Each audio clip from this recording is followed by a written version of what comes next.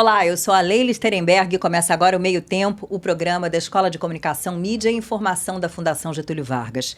O que uma imagem do Papa Francisco usando um casaco fofinho tem a ver com um ano que vai bater recorde em número de pessoas em diferentes lugares do mundo indo às urnas escolher parlamentares e governantes? 2023 deixou a inteligência artificial e o deepfake mais perto da gente. E 2024 vai ser de eleições para mais da metade da população do planeta.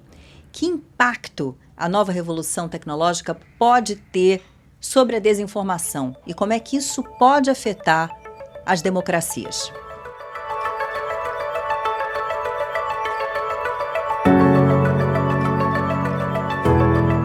Eu recebo hoje a Ana Bentes e o Matheus Pestana. Os dois são professores e pesquisadores aqui da ECMI. Essa sigla, você já sabe, é da Escola de Comunicação, Mídia e Informação da Fundação Getúlio Vargas. Bem-vindos, bem-vindo, bem-vinda. Oi, Leila, tudo bem? Prazer. Oi, Matheus, um prazer estar aqui com vocês. A gente costuma abrir os trabalhos quebrando o gelo. Ana, você já caiu numa pegadinha de deepfake? Olha, Leila, eu tenho que ser honesta que o casaco fofinho do Papa foi uma que me pegou. Assim, por mais que eu tenha achado aquela imagem um pouquinho estranha, naquela hora, não imaginei que fosse, de fato, uma imagem gerada por inteligência artificial. Vou confessar que eu também, tá? E achei ele fashion a beça. E você, Matheus? Somos três. Eu passei por aquilo, achei super factível, nem me questionei, né? Achei super normal, ainda pensei assim, nossa, estiloso, né? E então foi uma que realmente eu caí só depois que falaram, né? Que realmente era um deepfake, eu falei, caramba, que perigo. Tão estiloso que deixava o sapato vermelho do antecessor ali no chinelo, né? Pessoal, vamos falar de coisa séria. O gancho para nossa conversa de hoje é o seminário Inteligência Artificial, Desinformação e Democracia, que a SMI, junto com a FGV Conhecimento e a Empresa Brasil de Comunicação, EBC, estão organizando dos dias 4 e 5 de dezembro. Vai ter a presença de integrantes do Judiciário, inclusive o ministro do Supremo, Alexandre de Moraes, do Executivo, do Legislativo, nomes do meio acadêmico. Eu, inclusive, vou moderar um painel. E tem o apoio também da FGV Direito Rio, Agência Lupa e Democracy Report International, uma organização alemã independente focada em pensar e ajudar na implementação de políticas públicas. Tudo isso dito, Ana, tecnologia em si é neutra, mas traz riscos? Pois é, foi bom você ter trazido esse ponto primeiro, porque eu vou discordar. Eu acho que a tecnologia não é neutra, assim. A tecnologia, ela não é nem boa nem má, mas ela também não é neutra, né? Então, assim, uma das coisas que eu costumo, uma perspectiva mesmo que eu costumo trabalhar nas minhas pesquisas, eu e vários pesquisadores aqui também da FGV-SMI, que é uma perspectiva sociotécnica. O que significa isso, né? Essa relação muito intrínseca, muito indissociável entre o social e a técnica, né? A gente não pode pensar a tecnologia e a sociedade como como instâncias separadas, né? Elas estão totalmente intrincadas, né, nessa relação. Portanto, isso traz uma visão de que a tecnologia ela não é apenas uma ferramenta neutra que a gente usa, mas ela traz consequências, né? Ela não apenas incorpora, né, questões sociais na sua própria construção, no seu próprio modo de funcionamento, como ela traz consequências, né, muito palpáveis também para o nosso social, né? Os problemas eles não estão só, né, não apenas na sociedade, né, não apenas a tecnologia não é a causa de todos os nossos problemas sociais, mas ela está, né, correlacionada aí a essas questões, né? Então acho que e claro que os riscos, né, são muitos quando a gente fala de inteligência artificial. A gente tem um desafio que tem muitas formas de aplicação, né, dessa técnica. Então, a gente vai ter, né, desde o que tem relação com a desinformação, né, a gente tem desde os sistemas de recomendação por algoritmos nas plataformas, a gente tem os sistemas de moderação de conteúdo nas plataformas, a gente tem agora, né, os novos modelos de IA generativa, né, que trazem uma nova camada de desafios, né, de enfrentamento com isso, que elas vão poder produzir conteúdo, auxiliar em campanhas. Então, assim, tem muitos riscos, e para a gente falar dos riscos, a gente precisa, né, definir qual IA, né, que a gente está falando. Essa questão da contrafação, né, e a gente começou falando do casaco fofinho do Papa, que nos pegou os três, e a gente teve outros exemplos. No ano passado, por exemplo, aquele vídeo do Volodymyr Zelensky, presidente da Ucrânia. A guerra tinha começado há pouco, semanas antes, a invasão da Ucrânia tinha sido feita pela Rússia, e ele vem a público conclamar as tropas a se renderem. E era fake, obviamente. E saindo dessa seara, a gente indo para publicidade, por exemplo, chamou atenção esse ano aquele comercial da Volkswagen que ressuscitou Elis Regina, tá ela lá cantando ao lado de Maria Rita. E outra coisa que chamou atenção mais recentemente esse ano, no Rio de Janeiro especificamente, fotos manipuladas de meninas de um colégio da Zona Sul, supostamente nuas. Contrafação sempre houve. A questão, Matheus, você acha, é que a tecnologia deixa isso muito mais acessível, muito mais crível?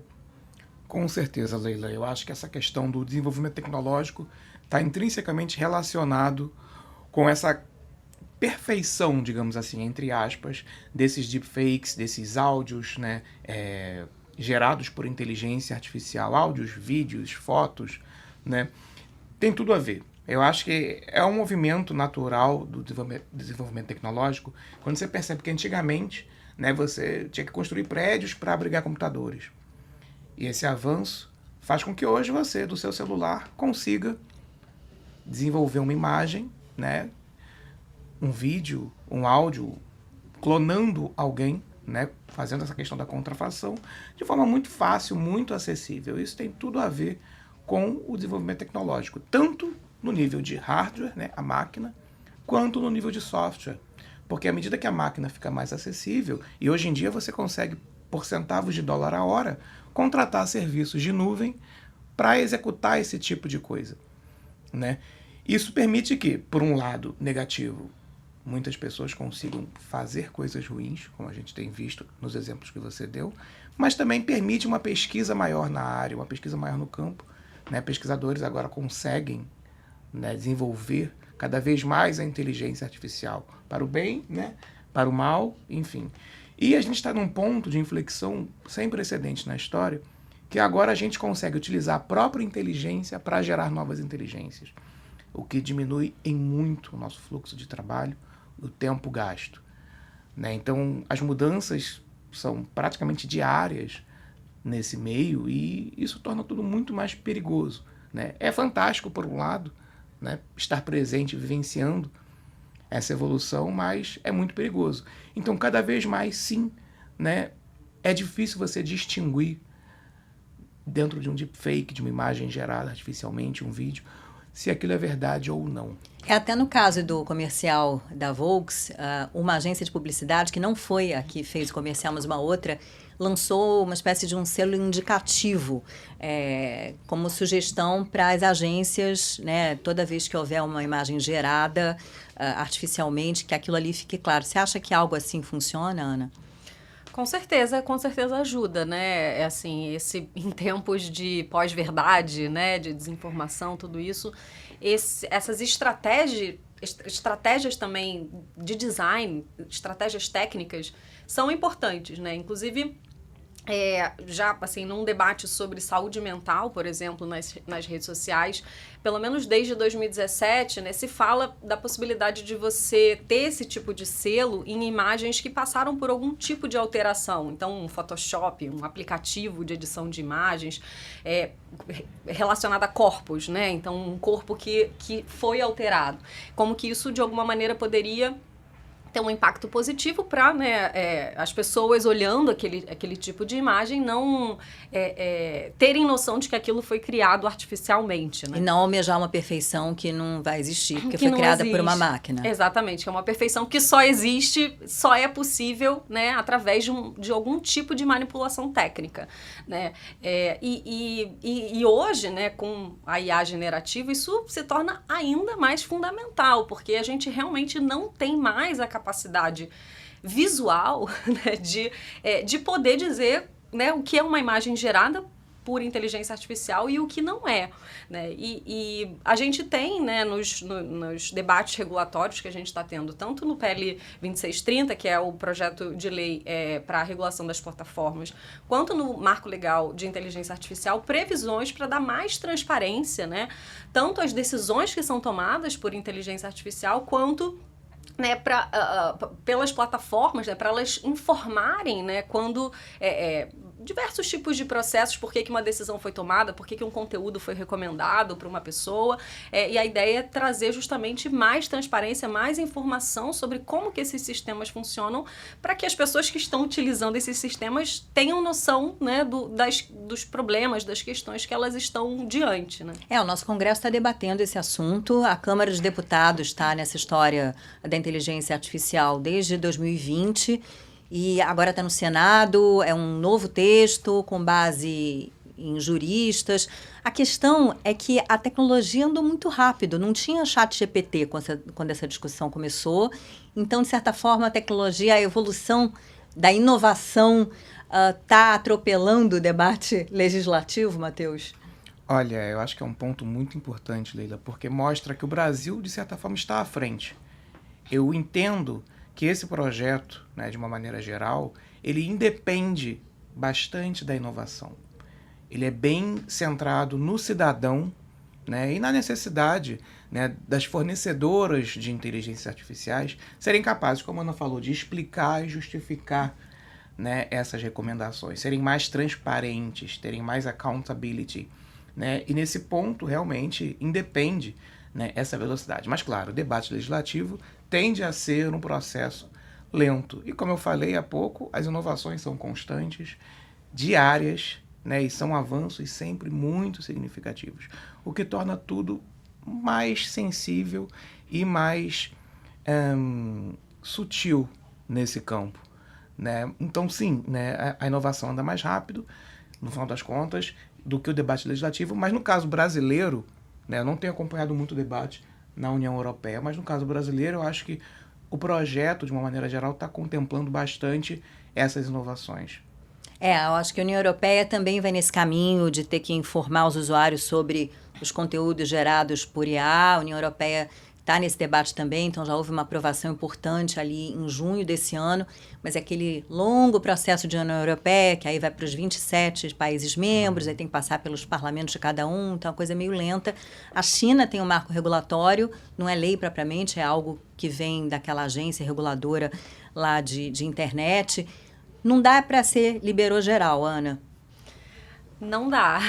Certamente, assim, né, os múltiplos usos que a gente tem hoje desse tipo de tecnologia, eles, de alguma maneira, precisam, né, ter parâmetros, né? Acho que um desafio, né, de uma legislação, né, de inteligência artificial é como eu estava falando também há pouco, que existem muitos usos possíveis, né? Então, existem muitos tipos de tecnologia de inteligência artificial. Então, ter uma regulação única, né, tem esse desafio de criar parâmetros que vão servir para todos esses usos, que vão desde, né, aplicações na saúde, aplicações na segurança pública, aplicações, né, nos meios de comunicação. Então, são realmente muitos desafios, né? E por outro lado, assim, também eu concordo, né, que com o Matheus, como ele falava há pouco, que, assim, a inovação, a tecnologia muda muito rápido. Então, um outro desafio desse tipo de regulação é justamente enfrentar essa velocidade, porque a gente sabe, o processo legislativo, ele demora, né? Até, uma vez aprovado, até a implementação da lei também demora, né? Até ela realmente a gente criar também uma cultura, né, em relação a esse tipo de lei, demora. E a tecnologia, enquanto isso, segue, né, muito rápido. Então, por isso, essa legislação ela precisa, de alguma maneira, ser um pouco flexível, né? Ela ser maleável e estar, digamos, preparada para outros, né, modos de uso, outros impactos que ainda não estão previstos, ainda sequer foram criados, né? Mas, assim, Eu acho que essa questão da inovação também, de assim, uma certa fala que a gente ouve na indústria, né, de que uma lei poderia atrapalhar a inovação, eu discordo. Assim, eu acho que é importante ter a lei justamente para a gente ter parâmetros, né, de governança da inteligência artificial, né, de transparência, de proteção de direitos de quem vai usar esse tipo de tecnologia, para justamente possibilitar uma inovação que seja responsável, né? Assim, então, eu acho que não são duas coisas opostas, como muitas vezes estão colocadas, né, num discurso prioritariamente da indústria. A gente precisa olhar isso como, às vezes, como a regulação pode ser aliada da inovação, né? Estados Unidos, por exemplo, o Joe Biden anunciou no fim de outubro uma primeira regulação, isso chamou atenção, e as preocupações por lá são bélicas praticamente, né? Que é garantir que os produtos mais avançados não possam permitir a produção de armas químicas, biológicas. Então a coisa vai nessa linha. E é interessante que ele próprio, quando anunciou essa regulação, ele disse, olha, me mostraram um deepfake que foi feito comigo e eu mesmo fiquei impressionado. Aí eu me pergunto, gente, tem eleição nos Estados Unidos ano que vem, né? É bom estar de olho realmente nesse ponto, porque isso é um prato cheio. Se você não tem regulação para a campanha eleitoral, sobretudo considerando quem é o adversário, né, Matheus?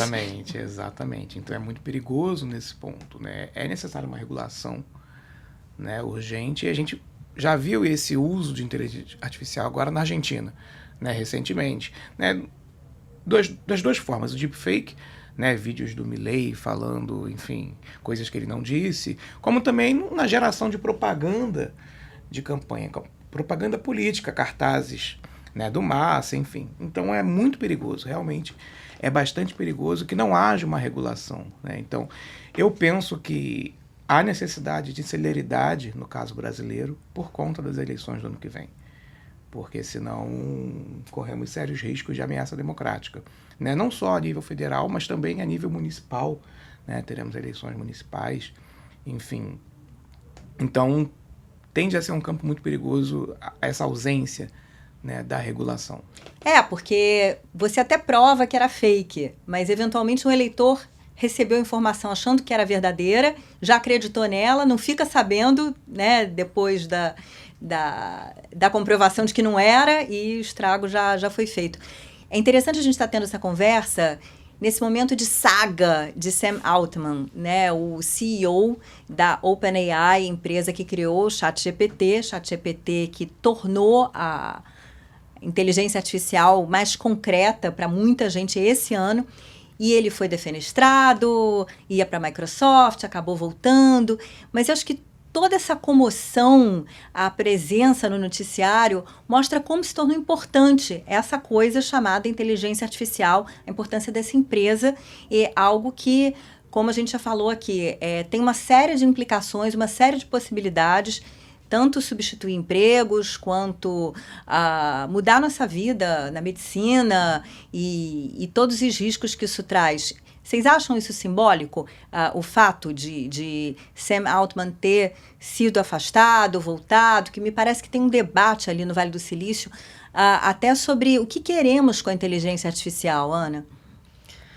Olha, assim, tem muitas disputas, né, nesse campo, assim. A disputa, né, quando o ChatGPT foi lançado, né, assim, as outras empresas que também trabalham com inteligência artificial se preocuparam, né, em entrar nessa corrida, né, porque ficou muito claro esse ano o quanto que isso vai ser cada vez mais incorporado em diferentes funções, né, em diferentes modos de uso, que às vezes, que até então estavam muito restritas, né, aos próprios desenvolvedores dessas empresas, né, mas com o ChatGPT a gente tem uma espécie de democratização também, né, desse uso. Assim. A minha filha pode usar para o trabalho do colégio, e o colégio tem que regular, olha, o uso do ChatGPT vai ser assim, assim, assim. Exatamente. Então, assim, a gente tem novos desafios aí com essa popularização. E aí, aqui eu quero acrescentar um ponto, né, ao que eu estava falando antes sobre a regulação, que claro que é importante da gente regular, mas é importante, assim, a regulação, ela não vai resolver todos os problemas, né, assim, ela como a gente falou aqui, ela é lenta até ela ser implementada, até ela ter, de fato, efeitos concretos, né, na preservação de direitos e coisas assim. A gente precisa ter iniciativas que são do campo da cultura, da sociedade, que também vão ajudar, né, a gente a entender melhor esses processos e a incorporar, né, práticas éticas, né, o uso, né, da inteligência artificial pela sua filha no colégio. Como é que faz esse uso? Não é que não possa usar, né, mas assim, como é que a gente usa de uma maneira, né, mais responsável também, né? Então, acho que tem... Dito isso, chegou aquele momento em que a gente vai usar o ChatGPT aqui na nossa conversa. Pessoal, eu perguntei para o ChatGPT como a inteligência artificial pode ajudar a combater a desinformação. Pedi que respondesse em 1 minuto. A resposta: a inteligência artificial pode desempenhar um papel crucial no combate à desinformação por meio de algoritmos avançados. A IA pode analisar grandes volumes de dados e identificar padrões de desinformação. Ela pode rastrear a propagação de notícias falsas e identificar fontes não confiáveis.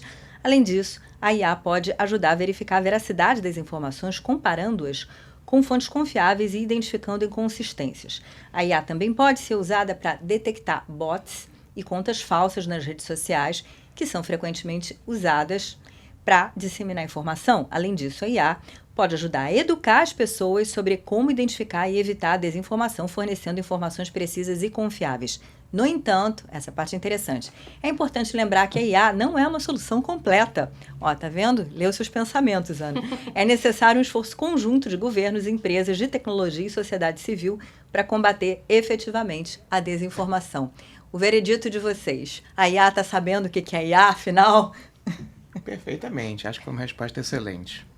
Também achei que foi uma resposta boa, assim, acho que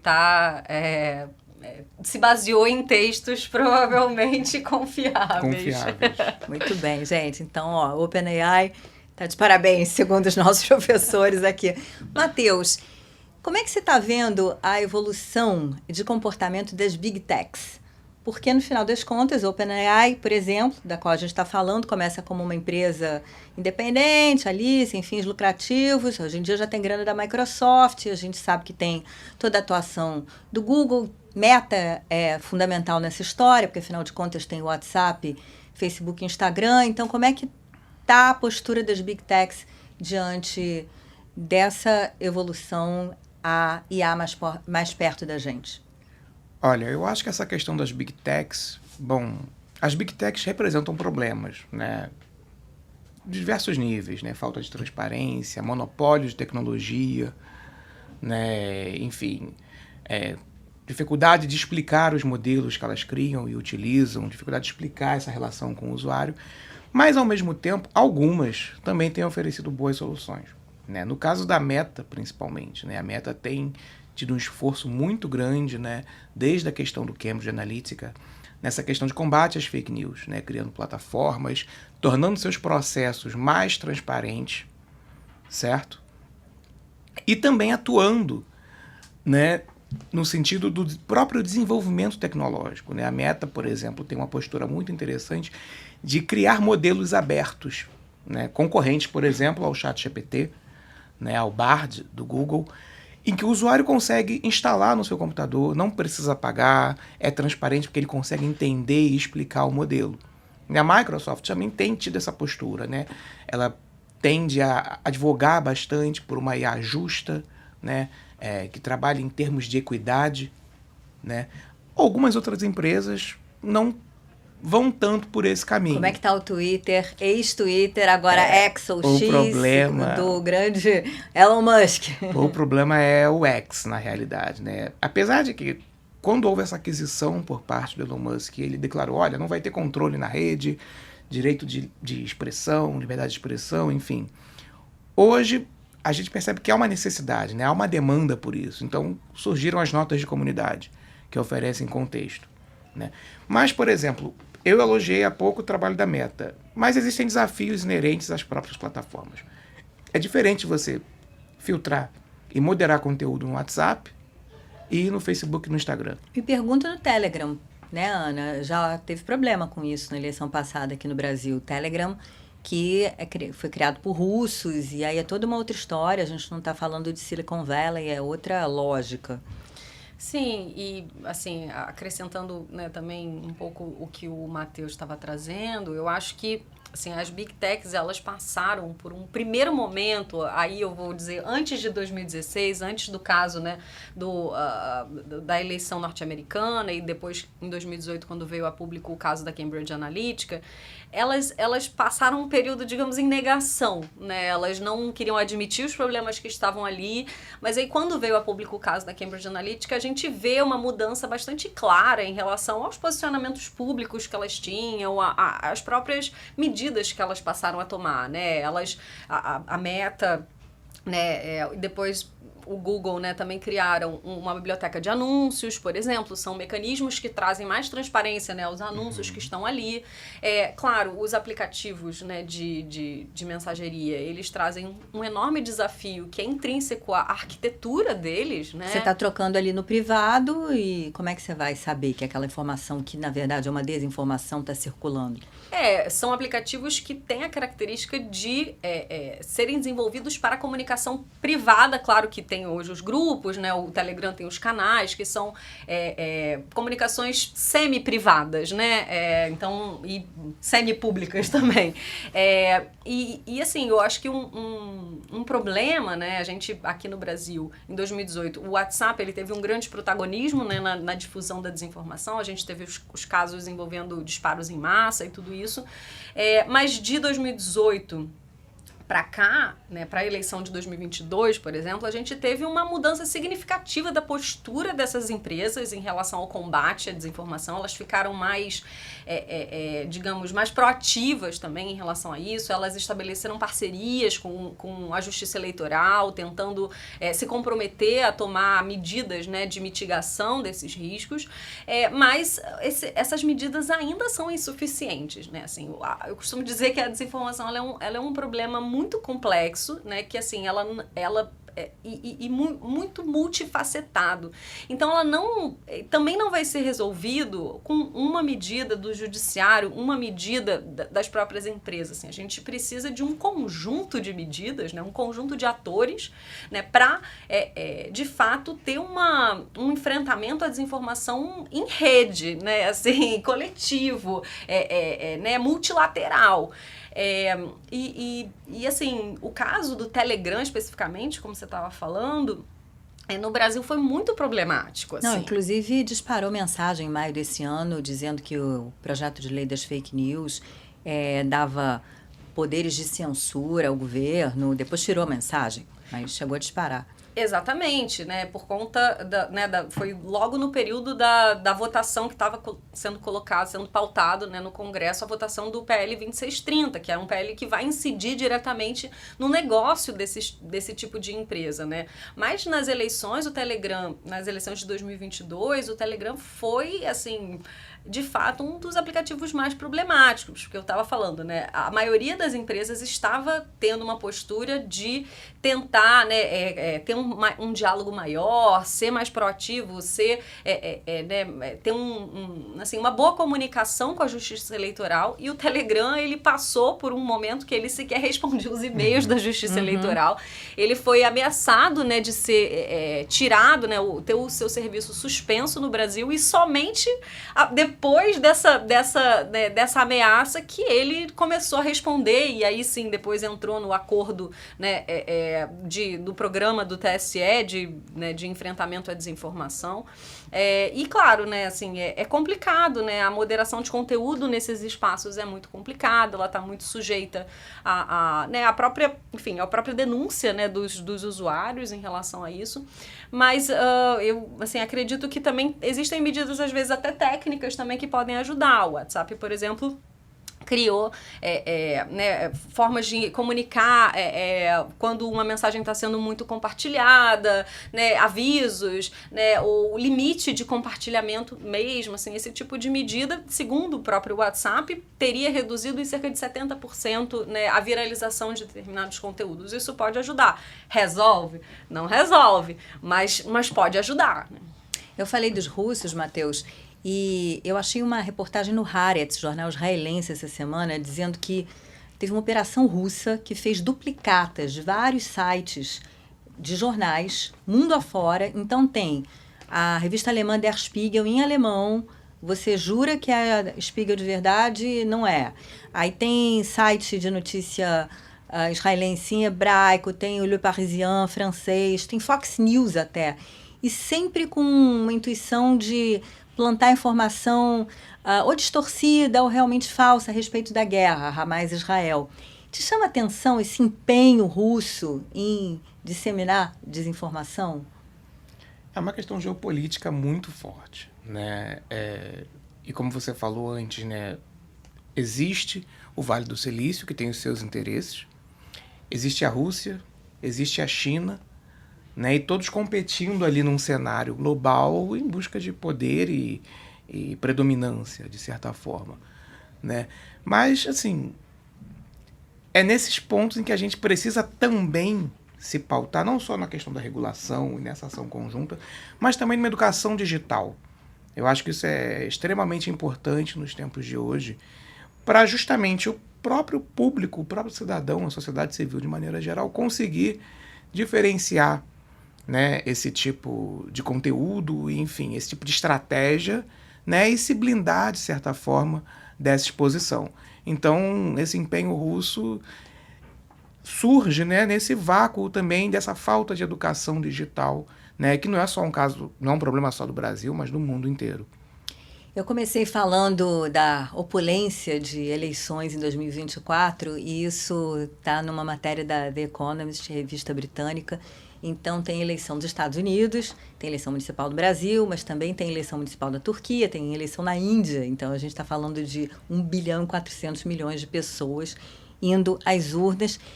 E a lista tem 76 países, alguns deles, na maioria, democracias, tem chamadas democracias com falhas, imperfeitas, aliás, o Brasil se enquadra nessa categoria, e tem autocracias, regimes autoritários, caso da própria Rússia, aliás, tem eleição lá, Venezuela também. É mais ou menos óbvio que eu vou perguntar, Ana, mas controlar a desinformação, que, como a gente está falando desde o início aqui, pode ser disseminada de uma maneira mais rápida, mais crível, por conta da inteligência artificial, por conta da tecnologia, é fundamental para a saúde da democracia?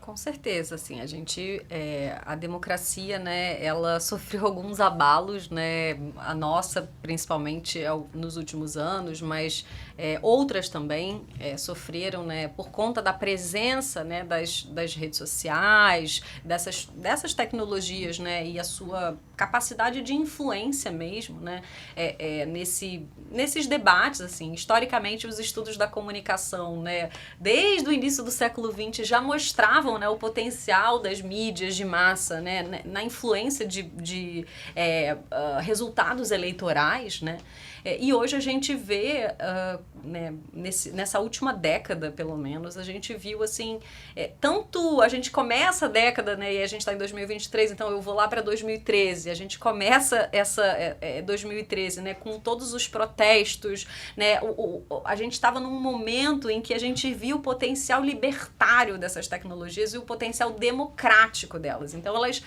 num primeiro momento, elas são vistas como esse potencial de mobilização política, né, como que as pessoas conseguiam se articular muito mais em busca, né, do que elas acreditavam ser o melhor para a democracia. Você teve Occupy Wall Street, você teve a Facebook Revolution, a revolução do Facebook ali com Primavera Árabe.